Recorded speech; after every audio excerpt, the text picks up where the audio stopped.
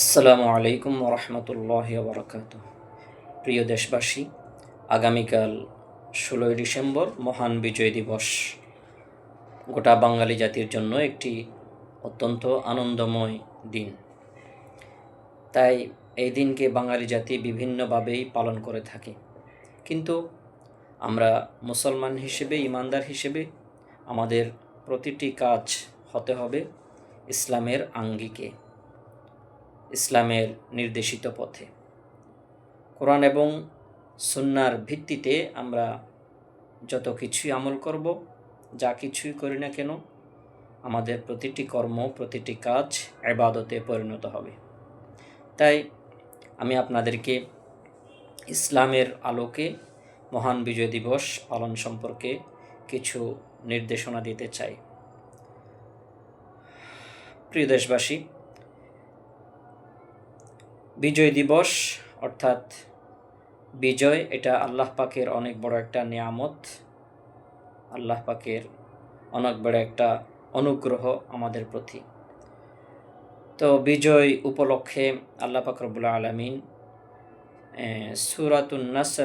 সূরা নাসরের মধ্যে আল্লাহ পাক নির্দেশনা দিয়েছেন কিভাবে বিজয় উদযাপন করতে হয়। আল্লাহ পাক রব্বুল আলামিন ইরশাদ করেন, আউযু বিল্লাহি মিনাশ শাইতানির রাজিম, ইযা জাআ নাসরুল্লাহি ওয়াল ফাth, যখন ইযা জাআ নাসরুল্লাহি ওয়াল ফাth, যখন আল্লাহ পাকের সাহায্য এবং বিজয় আসবে। ওয়া রাআইতান নাসা ইয়াদখুলুনা ফি দীনিল্লাহি আফওয়াজা, এবং হে আমার হাবিব, যখন আপনি দেখবেন মানুষ দলে দলে ইসলামে, আল্লাহর দ্বীনের মধ্যে প্রবেশ করছে। ফাসাব্বিহ বিহামদি রব্বিকা ওয়াস্তাগফির, তখন আপনার কাজ হবে ফাসাব্বিহ, তখন আপনি আল্লাহর তাসবিহ পাঠ করেন, বিহামদি রব্বিকা, আপনার প্রতিপালকের প্রশংসা সহকারে, ওয়াস্তাগফির, এবং তার কাছে ক্ষমা প্রার্থনা করুন। ইন্নাহু কানা তাওয়াবা, নিশ্চয় তিনি তওবা কবুলকারী। সুতরাং আল্লাহ পাক রব্বুল আলামিনের এই কোরআনের এই সূরা থেকে আমরা যে নির্দেশনা পেয়ে থাকি তা হচ্ছে, 1 নাম্বার, যখনই বিজয় আসবে তখন আমাদের 1 নাম্বার যেটা করণীয়, এটা হচ্ছে আল্লাহ পাকের তাসবিহ পাঠ করা।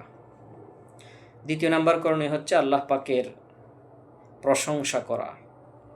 3 নাম্বার করণীয় হচ্ছে আল্লাহ পাকের কাছে অবনত মস্তকে তার কাছে ক্ষমা প্রার্থনা করা, তওবা করা। এই 3টা নির্দেশনা আমরা এই সূরা থেকেই পেয়ে থাকি।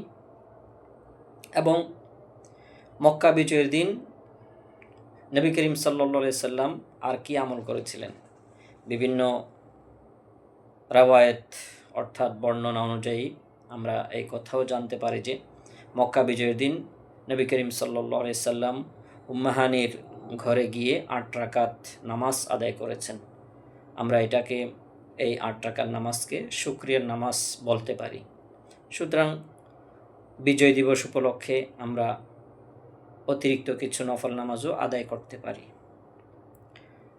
দর্শক, তাহলে মহান বিজয় দিবস উপলক্ষে আমাদের 1 নাম্বার যেটা করণীয়, এটা হচ্ছে আল্লাহ পাকের তাসবিহ পাঠ করা।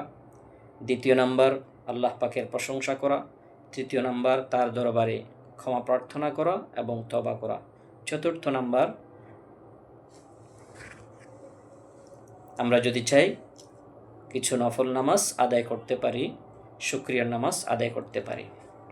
এটা হচ্ছে ইসলামের দৃষ্টিতে বিজয় দিবস উপলক্ষে, বিজয় উপলক্ষে করণীয়। তাছাড়া বর্তমানে আমাদের দেশে বিজয় দিবসকে যেভাবে পালন করা হয়, বিভিন্ন গানের মাধ্যমে বা ঢোল তবলার মাধ্যমে, বিজয় র্যালির মাধ্যমে, বিভিন্নভাবে যেগুলি পালন করা হয়, এগুলি সব কিছুই হচ্ছে বিজাতীয় সংস্কৃতি, এগুলি পশ্চিমাদের কালচার, তাদের ওখান থেকেই আমদানি করা হয়েছে। এজন্য প্রিয় দর্শক, আমি বলবো আমরা মুসলমান, আমরা আল্লাহ পাকের উপর ঈমান এনেছি, আমরা কোরআনের উপর বিশ্বাস স্থাপন করেছি, নবী করিম সাল্লাল্লাহু আলাইহি সাল্লামকে আমরা মনে প্রাণে ভালোবাসি। তাই আমাদের প্রতিটি কাজ হোক কোরআন এবং সুন্নাহ মোতাবেক। এবং যেগুলি বিজাতীয় কালচার, কবরে ফুল দেওয়া, কিছুক্ষণ নীরবতা পালন করা, এগুলি ইসলাম কোনোদিন সমর্থন করে না। এগুলি সব কিছুই হচ্ছে পশ্চিমাদের সংস্কৃতি, যেগুলি বর্জন করা আমাদের জন্য খুবই জরুরি। আল্লাহ তাআলা আমাদেরকে বুঝার এবং আমল করার তৌফিক দান করুন। আসসালামু আলাইকুম ওয়া রাহমাতুল্লাহি ওয়া বারাকাতুহু।